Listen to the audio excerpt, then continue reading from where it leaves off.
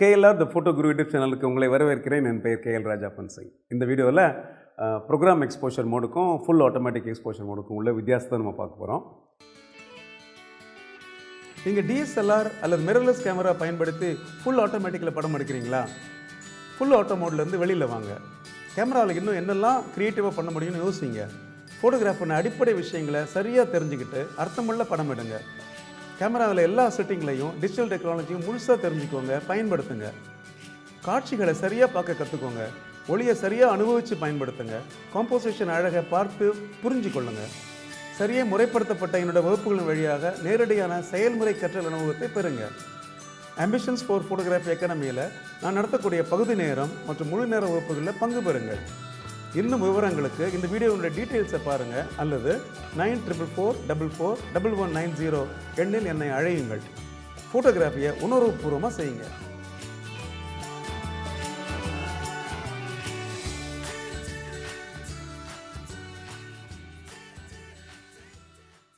Program மோடுக்கும் இல்லாட்டி automatic மோடுக்கும் என்ன வித்தியாசம் தெரிஞ்சால் தான் நம்ம அது சரியாக பயன்படுத்த முடியும். பல சமயங்களில் ஃபுல் ஆட்டோமேட்டிக் மோடு அப்படிங்கிறது பிகினர்ஸ், அதாவது ஆரம்ப நிலை ஃபோட்டோகிராஃபர்ஸ் தேர்ந்தெடுத்து பயன்படுத்தக்கூடிய ஒரு எக்ஸ்போஷர் மோடாக இருக்கும். ஏன்னா அந்த மோடில் நம்ம படம் எடுக்கும்போது உங்களுக்கு படங்கள் கிட்டத்தட்ட நம்ம ஃபோனில் எடுக்கிற மாதிரி நம்ம ஈஸியாக எடுத்துட முடியும். ஏன்னா எல்லாமே கேமராவையே ஆட்டோமேட்டிக்காக செய்யக்கூடிய ஒரு எக்ஸ்போஷர் மோடு தான் அந்த ஃபுல் ஆட்டோமேட்டிக் மோடுன்னு சொல்லக்கூடிய மோடு. அந்த கேமராவில் ஏன் கோடு க்ரீன் கலரில் மார்க் பண்ணியிருப்பாங்க, சில கேமராவில் A+ மார்க் பண்ணியிருப்பாங்க. இன்னும் சில கேமராஸில் பார்த்தீங்கன்னா க்ரீன் கலரில் ஒரு ரெக்டாங்குலராக போட்டிருப்பாங்க. எக்ஸ்போஷர் டயலில் மேலே பார்த்தீங்கன்னா தெரியும் உங்களுக்கு, எக்ஸ்போஷர் மோட் ஃபுல் ஆட்டோமேட்டிக் அப்படிங்கிறத அதில் மென்ஷன் பண்ணியிருப்பாங்க. இந்த ஃபுல் ஆட்டோமேட்டிக் மோடில் என்னென்னா உங்களுக்கு கேமராவில் எக்ஸ்போஷர் மட்டும் ஆட்டோமேட்டிக் கிடையாது, எல்லாமே ஆட்டோமேட்டிக். அதாவது கேமராவுடைய கண்ட்ரோல்ஸ் எல்லாமே ஆட்டோமேட்டிக். அப்புறம் கேமராவுடைய மெனூஸ் பார்த்தீங்கன்னா நீங்கள் ஸ்பெசிஃபிக்காக எதையுமே தேர்ந்தெடுத்து பயன்படுத்த முடியாது. உதாரணத்துக்கு சொல்லணும் அப்படின்னா ஒயிட் பேலன்ஸ் எடுத்திங்கன்னா அது automatic white balance camera select பண்ணணும். அதே மாதிரி நீங்கள் picture style picture control select பண்ணிங்கன்னா கேமரா ஆட்டோமேட்டிக்காக அது ஆட்டோமேட்டிக் பிக்சர் ஸ்டைல் செலக்ட் பண்ணிக்கும். இதை தவிர உங்களுக்கு ட்ரைவ் மோட்ஸ் எடுத்துட்டிங்கன்னா அதுவே பார்த்தீங்கன்னா அந்த சிங்கிள் மோடோ இல்லாட்டி அதுக்கேற்ற மாதிரி அது செலக்ட் பண்ணிவிடும். ஐஎஸ்ஓ கூட கேமராவே அதுவே செலக்ட் பண்ணிவிடும் உங்களுக்கு. இப்படி நிறைய கண்ட்ரோல்ஸ் பார்க்கலாம் தெரியும் உங்களுக்கு. இந்த எல்லா கண்ட்ரோல்ஸுமே பார்த்தீங்கன்னா கேமரா அதுவே தேர்ந்தெடுத்துரும். நம்மளுக்கு எந்த விதமான சாய்ஸும் கொடுக்காது. அதனால் நீங்கள் க்ரியேட்டிவாக சில விஷயங்களை பண்ணணும், இல்லாட்டி ஒரு குறிப்பிட்ட சுச்சுவேஷனுக்கு பொருத்தமான சில கண்ட்ரோல்ஸ் நம்ம தேர்ந்தெடுத்து பயன்படுத்தணும் அப்படின்னா அது இந்த க்ரீன் மோடில் ஃபுல் ஆட்டோமேட்டிக் மோடில் நம்மளால் செய்ய முடியாது. ஆனால் ப்ரோக்ராம் மோடை செலக்ட் பண்ணிங்க அப்படின்னா அதில் எக்ஸ்போஷர் மட்டும் உங்களுக்கு ஆட்டோமேட்டிக். அதாவது கேமரா என்ன பண்ணணும்னா அப்பச்சர், ஷட்டர் ஸ்பீட், ஐஎஸ்ஓ இது மூணையும் கேமரா செலக்ட் பண்ணிவிடும். மீது எல்லா விஷயத்தையும் பார்த்தீங்கன்னா ஃபோட்டோகிராஃபர் செலக்ட் பண்ணுறதுக்கு அந்த ஆப்ஷன்ஸ் இருக்குது. நீங்கள் பார்த்தீங்கன்னா தெரியும், ப்ரோக்ராம் மோடில் போகிற சமயத்தில் அந்த கம்ப்ளீட்டாக எல்லா கண்ட்ரோல்ஸுமே எனக்கு அவைலபிளாக இருக்கும். எக்ஸ்போஷர் காம்பன்சேஷன் கொடுக்கணும்னா காம்பன்சேஷன் கொடுக்கலாம். நீங்கள் ஒயிட் பேலன்ஸ் வேண்டிய மாதிரி செலக்ட் பண்ணிக்கலாம், பிக்சர் ஸ்டைல் வேண்டிய மாதிரி செலக்ட் பண்ணிக்கலாம், ட்ரைவ் மோட்ஸ் வேண்டிய மாதிரி செலக்ட் பண்ணிக்கலாம், எக்ஸ்போஷர் மீட்டர் மோட் பார்த்தீங்களா அது வேண்டிய மாதிரி செலக்ட் பண்ணிக்கலாம். ஸோ இப்படி பல வகையான இந்த கண்ட்ரோல்ஸை ஃபோட்டோகிராஃபர் அவருக்கு வேண்டிய மாதிரி கண்ட்ரோல் பண்ணிக்கலாம். மெனு கண்ட்ரோலில் போனாலும் பார்த்தீங்கன்னா ஃபுல் மெனு உங்களுக்கு அவைலபிளாக இருக்கும் உங்களுக்கு ப்ரோக்ராம் மோடில். ஆனால் ஆட்டோமேட்டிக் மோடில் ஃபுல் மெனு அவைலபிளாக இருக்காது. கிட்டத்தட்ட ஒரு 70% மெனுஸ் உங்களுக்கு ஃபுல் ஆட்டோமேட்டிக் மோடில் உங்களுக்கு டிஸ்பிளே ஆகாது. ஸோ அப்படின்னா என்ன அர்த்தம் கேட்டிங்கன்னா உங்களுக்கு ப்ரோக்ராம் மோடில் எக்ஸ்போஷர் மட்டும்தான் ஆட்டோமேட்டிக், மீது எல்லாமே ஃபோட்டோகிராஃபரை தேர்ந்தெடுக்க முடியும். அப்படிங்கிறதா நம்ம தெரிஞ்சிக்க வேண்டிய முதல் பாயிண்ட். ஃபுல் ஆட்டோமேட்டிக் மோடில் நீங்கள் படம் எடுக்கும்போது உங்கள் படங்கள் சப்போஸ் ஓவர் எக்ஸ்போஸ் ஆச்சு இல்லாட்டி அண்டர் எக்ஸ்போஸ் ஆச்சு அப்படின்னா அதுக்கு நம்ம ஒன்றுமே பண்ண முடியாதுன்னு கேட்டிங்கன்னா கேமரா அந்த சிச்சுவேஷனுக்கு அந்த எக்ஸ்போஷர் மோட் செலக்ட் பண்ணும்போது அந்த ஃபோர்க்ரவுண்டு, பேக்ரவுண்டு, நம்ம போட்டிருக்க ட்ரெஸ்ஸு இதெல்லாம் பொறுத்து அந்த எக்ஸ்போஷர் இன்ஃப்ளூயன்ஸ் ஆகும். அந்த இன்ஃப்ளூயன்ஸ் ஆகும்போது சில சமயத்தில் படங்கள் அண்டர் எக்ஸ்போஸ் ஆகிடும். உதாரணத்துக்கு சொல்லணும் அப்படின்னா இதேமாதிரி நான் உட்காந்துருக்க பார்த்தீங்களா, பின்னாடி ஹெவியான ஒரு பிரைட் விண்டோ ஒன்று இருக்குது. இந்த பிரைட் பேக்ரவுண்டை வச்சு ஒருத்தர் நீங்கள் படம் எடுத்தீங்க அப்படின்னா நிச்சயமாக ஒரு அண்டர் எக்ஸ்போஸ் ஆகிடுவார், அவர் கருப்பாயிடுவார் உங்களுக்கு. இது ஃபுல் ஆட்டோமேட்டிக் மோடில் நடக்கக்கூடிய ஒரு விஷயம். இந்த இடத்துல ஃபோட்டோகிராஃபரால் அந்த சிச்சுவேஷனை பெருசாக ஹேண்டில் பண்ண முடியாது.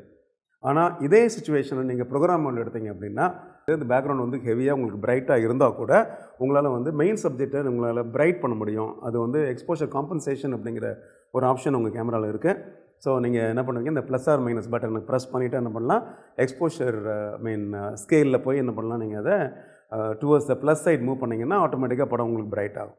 ஸோ அது ஆட்டோமேட்டிக் எக்ஸ்போஷர் மோடாக இருந்தாலும் நம்மளால் அந்த படத்தை பிரைட் பண்ணவோ டார்க் பண்ணவோ முடியும். ஸோ இந்த மாதிரி ஃபெசிலிட்டிஸ் உங்களுக்கு ஃபுல் ஆட்டோமேட்டிக் மோடில் உங்களுக்கு கிடையாது. ஸோ இது என்ன சொல்கிறோன்னா எக்ஸ்போஷர் ஓவர் ரைடுன்னு சொல்கிறோம், இல்லாட்டி எக்ஸ்போஷர் காம்பன்சேஷன் சொல்கிறோம். பல சமயத்தில் இது நமக்கு தேவைப்படும்.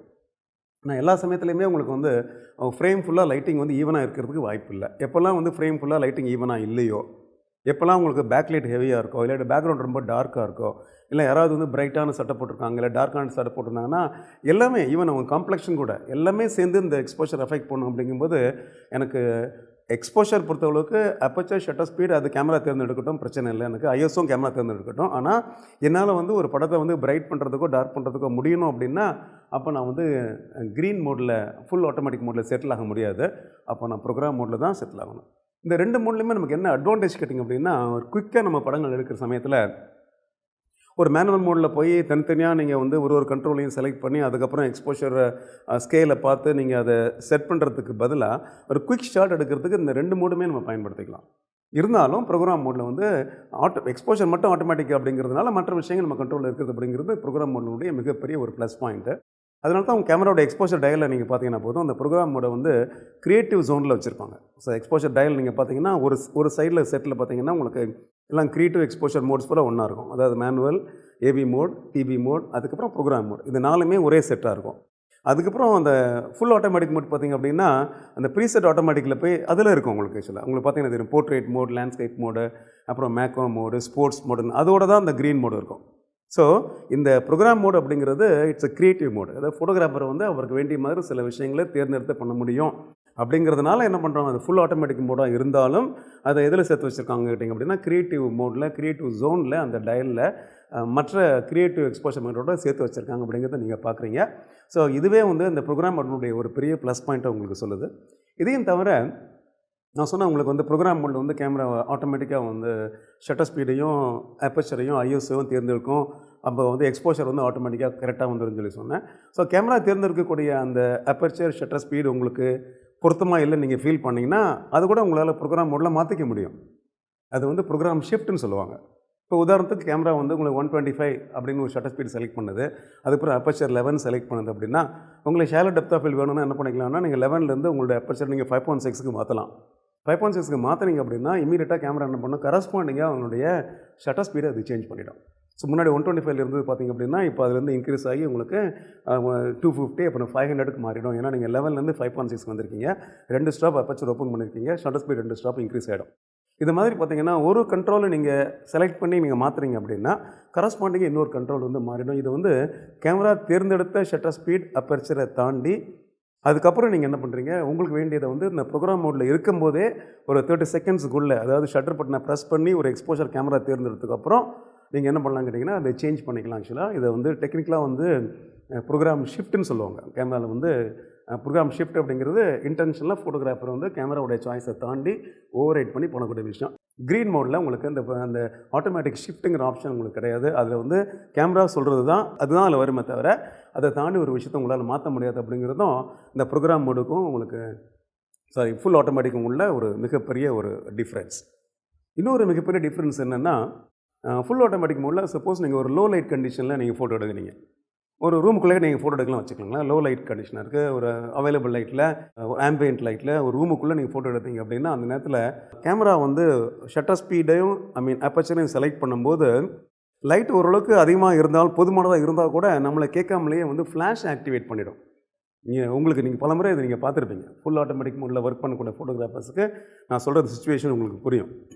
ஃபோட்டோகிராஃபருடைய பெர்மிஷன் இல்லாமலே பார்த்தீங்கன்னா இமீடியட்டாக உங்களுக்கு கேமராவுடைய பாப்அப் ஃப்ளாஷ் வந்து உங்களுக்கு ஆக்டிவேட் ஆகிடும். அப்போ வந்து கேமரா வந்து ஃப்ளாஷ் ஃபோட்டோகிராஃபி பண்ணிவிடும். ஆனால் ப்ரோக்ராம் மோடில் அப்படி கிடையாது. நீங்கள் வந்து லோ லைட்டில் ஃபோட்டோகிராஃபி எடுத்தாலும் என்ன பண்ணு கேட்டிங்கன்னா, அந்த கிவன் சிச்சுவேஷனுக்கு ஏற்ற மாதிரி அது அப்பச்சரையும் ஷட்டர் ஸ்பீடையும் ஐஎஸ்ஓயும் ஆல்டர் பண்ணிவிடும். அதனால் நம்ம பெர்மிஷன் இல்லாமல் அது வந்து ஃப்ளாஷை வந்து பாப்அப் பண்ணாது. அதனால் எனக்கு அவைலபிள் லைட்டில் தான் ஃபோட்டோ வேணும், ஆம்பியன்ட் லைட்டில் தான் ஃபோட்டோ வேணும், எனக்கு ஃப்ளாஷ் ஃபோட்டோகிராஃபி வேண்டாம் அப்படின்னு நினைக்கிறவங்களாம் என்ன பண்ணலான்னா, ஆட்டோமேட்டிக் எக்ஸ்போஷர் மோடில் தேர்ந்தெடுத்து பயன்படுத்தும் போது நீங்கள் ப்ரோக்ராமில் செலக்ட் பண்ணிங்க அப்படின்னா தேவைப்பட்டால் நீங்கள் ஃப்ளாஷ் ஆக்டிவேட் பண்ணிக்கலாம். ஆனால் ஃபுல் ஆட்டோமேட்டிக் மோடில் தேவைப்படலையோ கேமரா நினச்சி லைட் கம்மியாக இருக்குன்னு அது என்ன பண்ணிவிடும், உங்களுக்கு அந்த ஃப்ளாஷ் ஆக்டிவேட் பண்ணிவிடும். இந்த மாதிரி சில விஷயங்கள் வந்து இந்த ப்ரோக்ராம் மோடுக்கும் உங்களுக்கு ஃபுல் ஆட்டோமேட்டிக் மோடுக்கும் ஒரு பெரிய லெவலில் வித்தியாசமாக இருக்குது. அதனால் கம்ஃபர்ட் லெவல் பொறுத்த அளவுக்கு உங்களுக்கு 2 எக்ஸ்போஷர் மோடுமே automatic mode, exposure automatic mode ஆக்சுவலாக. ஸோ எக்ஸ்போஷரை நீங்கள் என்ன பண்ணிக்கலாம் கேட்டிங்கன்னா, கேமரா கையில் கொடுத்துக்கலாம். ஆனால் மீதி கண்ட்ரோல் பூரா நான் வச்சுக்கணும் அப்படின்னா நீங்கள் தேர்ந்தெடுத்து பயன்படுத்த வேண்டியது வந்து ப்ரோக்ராம் மோடு தான், ஃபுல் ஆட்டோமேட்டிக் மோடு இல்லை. ஸோ நீங்கள் கொஞ்சம் உங்களை அப்கிரேட் பண்ண விரும்புகிறீங்க, நீங்கள் ஃபுல் ஆட்டோமேட்டிக் மோட்லேருந்து நீங்கள் அடுத்த லெவலுக்கு போகணும்னு நினைக்கிறீங்க ஆக்சுவலாக அப்படின்னா, நான் சஜஸ்ட் பண்ணுறது ஃபுல் ஆட்டோமேட்டிக் பதிலாக என்ன பண்ணலாம், நீங்கள் ப்ரோக்ராம் மோடில் போங்க. அப்போது கேமராவோட அதர் கண்ட்ரோல்ஸையும் தெரிஞ்சுக்கிறதுக்கு நீங்கள் ட்ரை பண்ணுங்கள். இன்னொரு விஷயம், நீங்கள் கேமராவை ஸ்டோர் பண்ணும்போது கூட உங்கள் கேமராவை நீங்கள் ப்ரோக்ராம் மோடில் வச்சு நீங்கள் ஸ்டோர் பண்ணிக்கலாம். கேமரா பேக்கில் நீங்கள் வந்து கேமராவை ஸ்டோர் பண்ணுறீங்க, ஒரு ட்ராவல் பண்ணுறீங்க அப்படின்னா, ஸோ ஸ்டோர் பண்ணும்போது கேமராவுடைய கண்ட்ரோல்ஸ் எப்படி இருக்கணும் அப்படின்னா, டிஃபால்ட் கண்ட்ரோல்ஸ் இருக்கணும், டிஃபால்ட் செட்டிங் இருக்கணும், டிஃபால்ட் மெனு கண்ட்ரோல்ஸ் இருக்கணும். அண்ட் எக்ஸ்போஷர் வந்து நீங்கள் ப்ரோக்ராமில் வச்சிங்க அப்படின்னா, ஒரு குயிக் ஷாட் எடுக்கும்போது என்ன பண்ணலாம், நீங்கள் பேக்லேருந்து கேமராவை அப்படியே கிராப் பண்ணி உடனே ஒரு ஷாட் எடுத்துட்டீங்க அப்படின்னா அந்த படம் உங்களுக்கு சரியாக வந்துடும்.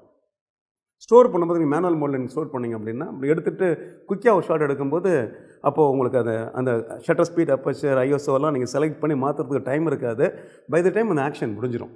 இது வந்து ஒரு குயிக்காக ஒரு கேண்டிட் ஷாட் எடுக்கும்போது, இல்லை குயிக்காக ஒரு நியூஸ் பிக்சர் எடுக்கிறீங்க ஆக்சுவலாக. ஸோ பல சமயத்தில் ட்ராவல் ஃபோட்டோகிராஃபியில் நீங்கள் இதை பார்ப்பீங்க. டக்குன்னு ஒரு விஷயம் இன்ட்ரெஸ்டிங்காக இருக்கும். அப்போ கேமரா எடுத்தோம் அப்படின்னா படம் அண்டர் எக்ஸ்போஸ் ஆகிடும், இல்லை கேமரா ஷேக் வந்துடும் இல்லையா. ஏன்னா நம்ம வந்து கேமராவை வந்து எந்த மாதிரியான ஒரு மோடில் வச்சு நம்ம ஸ்டோர் பண்ணோம் அப்படிங்கிறதுனால இந்த பிரச்சனை வருது. அதுக்கப்புறம் டைம் இருந்தால் என்ன பண்ணிக்கலாம், நம்ம ப்ரோக்ராம் மோட்லேருந்து வெளியில் வந்துட்டு அப்புறம் மேனுவல் மோட்லேயே, ஏவி மோட்லேயே, டிவி மோட்லேயே எடுத்துக்கலாம். That's a different thing. So டிஃபால்ட்டாக கேமராவை நீங்கள் ஸ்டோர் பண்ணி வைக்கும்போது என்ன பண்ணிக்கோங்க, ப்ரோக்ராம் மோடில் ஸ்டோர் பண்ணி வச்சுக்கோங்க. அப்போ உங்களால் வந்து ஷார்ட்ஸ் எதுவும் மிஸ் ஆகாமல் உங்களால் எடுக்க முடியும்.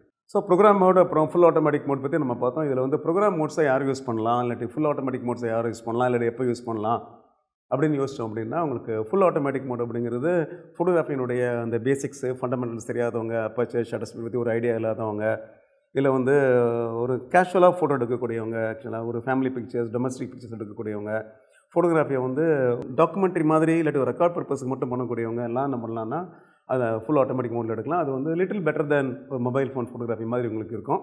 அதே சமயத்தில் ப்ரோக்ராம் மோட்ஸ் வந்து ஈவன் ப்ரொஃபஷனல்ஸ் கூட யூஸ் பண்ணலாம்.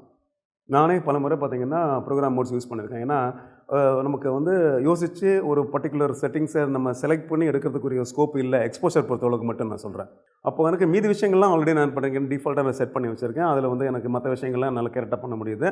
அப்போது எக்ஸ்போஷர் மாத்திரம் நான் ஆட்டோமேட்டிக்கில் விடணும் அப்படின்னா சில குவிக் ஷாட்ஸுக்கு என்ன பண்ணலாம், ஈவன் ப்ரொஃபஷனல் ஃபோட்டோகிராஃபியில் கூட நீங்கள் அது யூஸ் பண்ணலாம். பர்டிகுலர்லி கேண்டிட் ஃபோட்டோகிராஃபி, எஸ், அதுக்கு நான் வந்து ப்ரோக்ராம் மோட் வந்து ரொம்ப ஸ்ட்ராங்காக ரெக்கமெண்ட் பண்ணுறேன். ஏன்னா கேமரா ஆட்டோமேட்டிக்காக ஒரு பர்டிகுலர் அப்பச்சர், ஷட்டர் ஸ்பீடை வந்து அந்த கிவன் சுச்சுவேஷனில் செலக்ட் பண்ணி எடுக்கும்போது நம்மளால் வந்து அந்த எக்ஸ்ப்ரெஷன், அந்த கேண்டிட்னஸ் இல்லை, அதில் அந்த காம்போசிஷன் இல்லை அந்த எஸ்தெட்டிக்ஸ் பார்ட் இருக்குது பார்த்தீங்களா, பேக்ரவுண்ட் செலெக்ஷன், ஃபோர்க்ரவுண்ட் செலெக்ஷன், அந்த மாதிரி சின்ன சின்ன விஷயங்கள் எல்லாம் நம்ம கரெக்டாக பார்த்து பேசிக்கலி வந்து ஃபோட்டோகிராஃபியில் ஃபோட்டோகிராஃபர் பண்ணக்கூடிய வேலைகள் நிறைய இருக்குது. அதாவது கேமரா பண்ண முடியாத வேலைகள் நிறையா இருக்குது. அதில் நம்ம ஃபோக்கஸ் பண்ணோம் அப்படின்னா எக்ஸ்போஷர் பொறுத்தளவுக்கு சில விஷயங்களை நம்ம ஆட்டோமேட்டிக்கில் விடுறதுல தவறு இல்லை. அந்த ஆஸ்பெக்டில் நீங்கள் ப்ரோக்ராம் மோட வந்து ஈவன் இஃப் யூர் ப்ரொஃபஷனல் நீங்கள் என்ன பண்ணலாம், ஒகேஷ்னலி நீங்கள் அதை கட்டாயமாக யூஸ் பண்ணலாம். ஸோ இந்த மாதிரி அந்த ரெண்டுக்கும் உள்ள டிஃப்ரென்ஸ் இருக்கிறதுனால அந்த சுச்சுவேஷனை பாருங்கள். அப்போ வந்து எந்த மாதிரி எக்ஸ்போஷர் மோடு உங்களுக்கு ஆப்டாக இருக்கோ அதை நீங்கள் பயன்படுத்துங்க. ஸோ இந்த வீடியோவில் நான் ஷேர் பண்ண இன்ஃபர்மேஷன் வந்து பேசிக்கான இன்ஃபர்மேஷன், அதே சமயத்தில் பார்த்திங்கன்னா ரொம்ப யூஸ்ஃபுல்லான இன்ஃபர்மேஷன் நீங்கள் நினச்சிங்க அப்படின்னா இந்த வீடியோவை நீங்கள் ஷேர் பண்ணுங்கள், லைக் பண்ணுங்கள். முக்கியமாக KLR the photo Guru YouTube சேனலை நீங்கள் சப்ஸ்கிரைப் பண்ணுங்கள். மறக்காமல் பெல் பட்டனை ப்ரெஸ் பண்ணுங்கள். அப்போ தான் எங்களுடைய அப்டேட்ஸ் உங்களுக்கு வந்து சேரும். இன்னும் இதை மாதிரி இன்ட்ரெஸ்டிங்கான சின்ன சின்ன டிப்ஸோட அடுத்த வீடியோவில் உங்களை நான் மீண்டும் சந்திக்கிறேன். நன்றி, வணக்கம்.